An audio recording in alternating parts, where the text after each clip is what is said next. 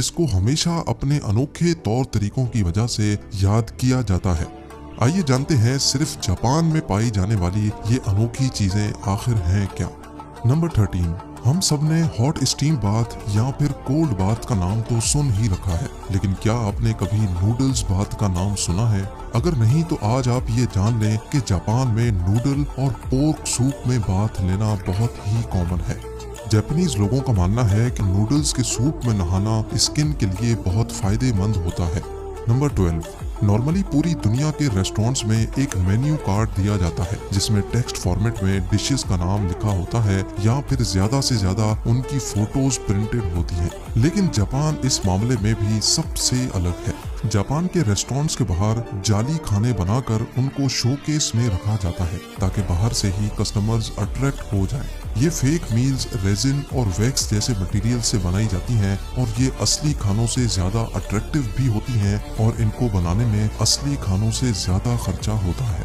Number 11, वैसे तो आप सब ने किटकैट चॉकलेट का नाम तो सुना ही होगा, बल्कि इसका एलमंड फ्लेवर भी हम में से कई लोगों ने ट्राई भी किया होगा।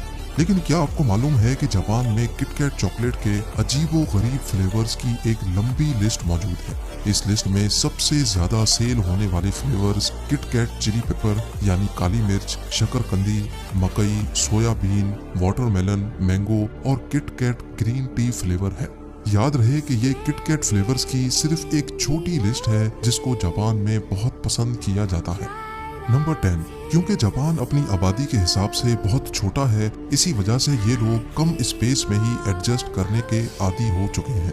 इनको अपने घर, कमरों और शॉप्स की स्पेसेस को ऑप्टिमाइज करने की इतनी आदत हो गई थी कि फ्रिज में रखा गोल तरबूज भी जब ज्यादा जगह लेता था तो इनको ये बात हजम नहीं होती थी।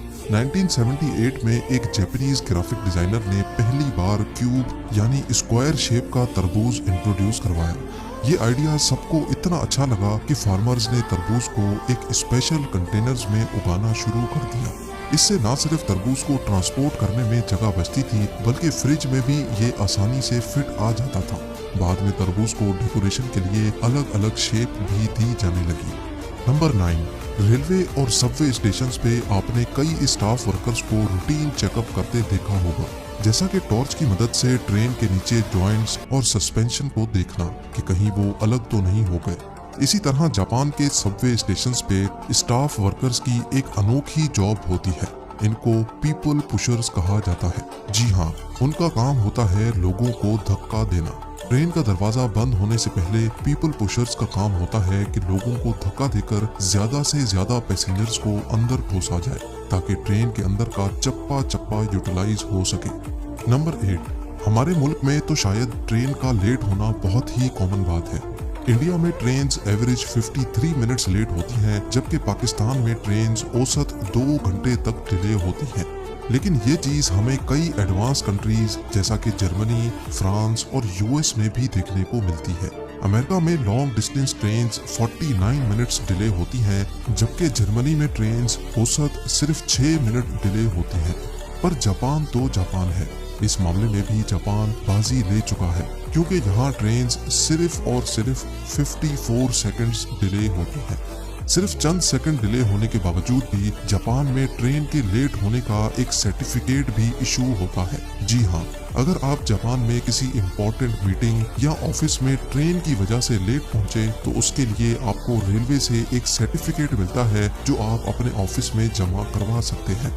नंबर 7, जापान में पानी को बचाने के लिए भी एक अनोखा तरीका अपनाया जाता है। यहाँ टॉयलेट्स में सिंक का पानी सीधा गटर में नहीं बल्कि ये टॉयलेट के टैंक में चला जाता है और इस तरह एक ही पानी यहाँ 2 बार इस्तेमाल किया जाता है।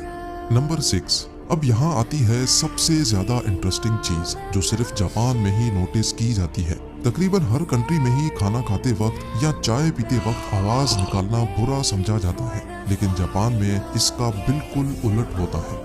नूडल्स या सूप पीते वक्त अगर कोई इस किस्म की आवाज ना निकाले तो शेफ को लगता है कि शायद इसको खाना अच्छा नहीं लगा। ये आवाज जिसको स्लर्पिंग कहा जाता है, ये जापान में अक्सर लोग शेफ को शाबाशी देने के लिए भी निकालते हैं। नंबर 5, जापान के कल्चर में पूरी कोशिश की जाती है कि नंबर 4 को अवॉइड किया जाए। क्योंकि उनका मानना है कि नंबर 4 बहुत अनलकी होता है। इसी वजह से हर वो चीज जिसमें नंबर 4 आता है उसको जापान में अवॉइड किया जाता है। किसी भी इवेंट में 4 गेस्ट नहीं हो सकते, रेस्टोरेंट्स की टेबल 4 नहीं बल्कि 3 या 6 की अरेंजमेंट्स में होती हैं, और हत्ता के जापान में एलिवेटर्स के अंदर 4th फ्लोर का बटन ही नहीं लगा होता। नंबर 4, पूरी दुनिया में मेयोनीज को सैंडविच, बर्गर या फ्राइज के साथ इस्तेमाल किया जाता है, लेकिन जापान वो वाहिद मुल्क है जहां मेयोनीज को आइसक्रीम की टॉपिंग या फिर पैनकेक्स की टॉपिंग के लिए इस्तेमाल किया जाता है।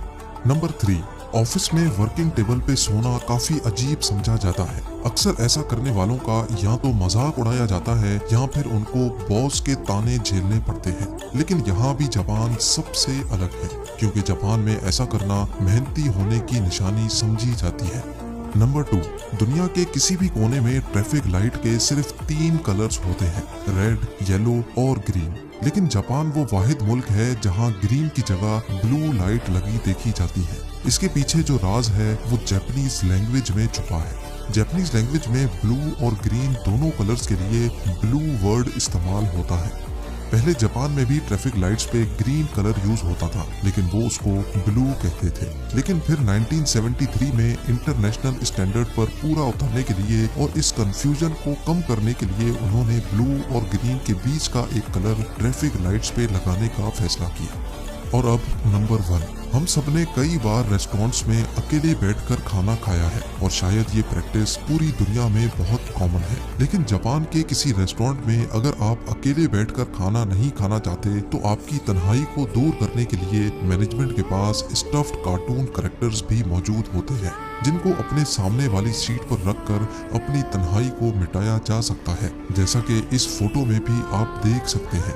उम्मीद है जेम टीवी की ये वीडियो भी आप लोग भरपूर लाइक और शेयर करेंगे। आप लोगों के प्यार भरे कमेंट्स का बेहद शुक्रिया। मिलते हैं अगली शानदार वीडियो में।